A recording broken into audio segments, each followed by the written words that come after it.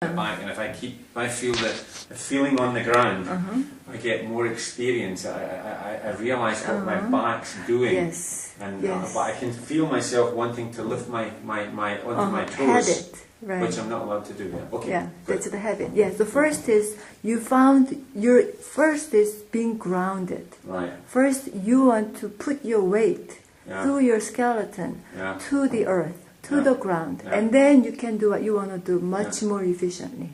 If you're holding this, lifting your heel, you're holding your weight. Your leg has to work, your back has to work. So it's already contracted, it's already working. In that situation, you can't do other things that you would want to do, like bending, because it's already contracted. Right? So put your weight. Always evenly on the ground. Yeah, and let it allow the surface to support you. And the last movement, same thing, but this time you're looking up. You're looking, as you are bending your torso, you're looking up with your eyes and slightly with your head. And as you come back, you're looking down. Okay. And okay, so whenever you're ready. And don't forget to breathe. And come back. And as you're doing this, you can also feel the contact of your pelvis, how your contact with the chair changes. Your contact with the chair constantly changes, and being aware of it also gives useful information to your brain. And in turn, changing the efficiency of your movement. One more time, nice and easy. Just let yourself be soft. And come back. And next time, when you get to this collapsed posture, maybe you want to stay there for just a little bit. And breathe. Just breathe there. And try to find the comfort in that position. And see how it is to be in this place where you probably haven't been for many years. So breathe and be comfortable. And slowly come back to neutral position. And let your hand down. Feel your breath. You're not trying to breathe in a particular way. You're not trying to breathe well, but you're allowing your breath to happen. And feel your contact with your pelvis, contact of your pelvis with the chair, with the... I feel it, and your feet with the ground. And keeping your attention to your contact with the ground, slowly start looking up. And feel your belly coming forward, your pelvis rolling forward, and come back. Let's try your hand. One hand on your chest, one hand on your tummy. One variation we didn't do was protruding your belly, but let's just see how it goes. So you're looking up,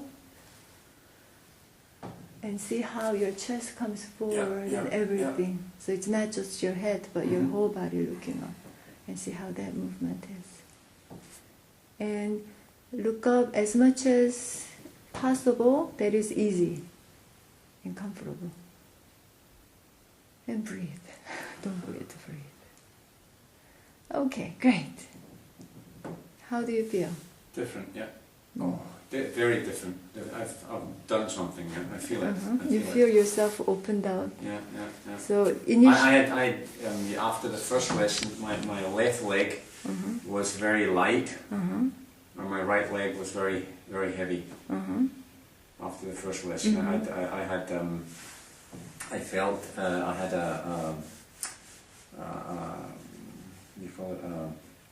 the muscle contracted on my bottom leg, and I felt a little at the bottom of my back, the muscle spasm at the bottom. Not immediately, but later on in the day.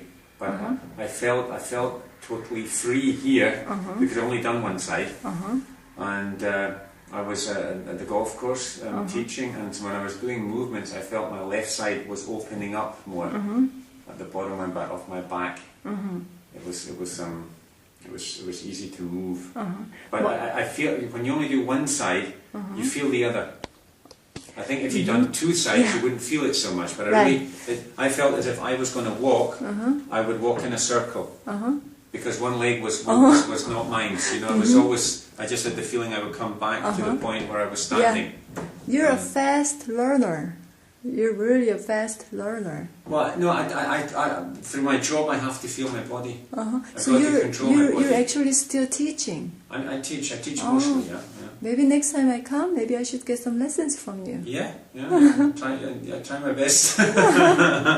So you mentioned you had muscle spasm on the side that we did move, or the other side? I had on the bottom of my leg, my calf. I had the side we moved. And I felt on my backside a little bit, and I always feel. What we're doing, it brings a lot of tension on my middle back and neck. A good, it's a good tension. It's not hurting, but I feel it a lot here in the middle of my back whenever I do that. Yeah. Don't look for tension. It's going to give you a sensation, and we're really trying to go just up to that point, slightly less than where. No, it's not painful, but I feel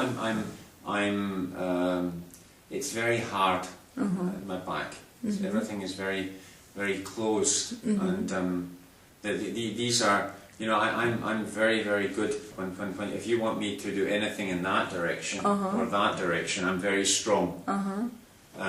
But in these directions that you're pushing me, I never do them. See, when this comes into your range of movement, the side rotation will improve also. Yeah.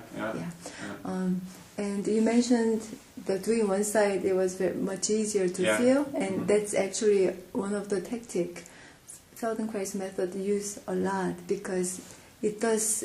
It's easier to differentiate, and learning happens when you can differentiate, when you can tell the difference. You've got to feel your body. It's no point in doing it. And as you keep aware, as you stay aware of the difference between the two sides, the other side learns from the side that has already learned.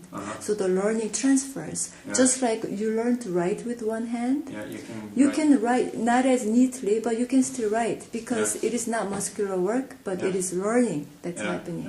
Okay, we're gonna take a little break.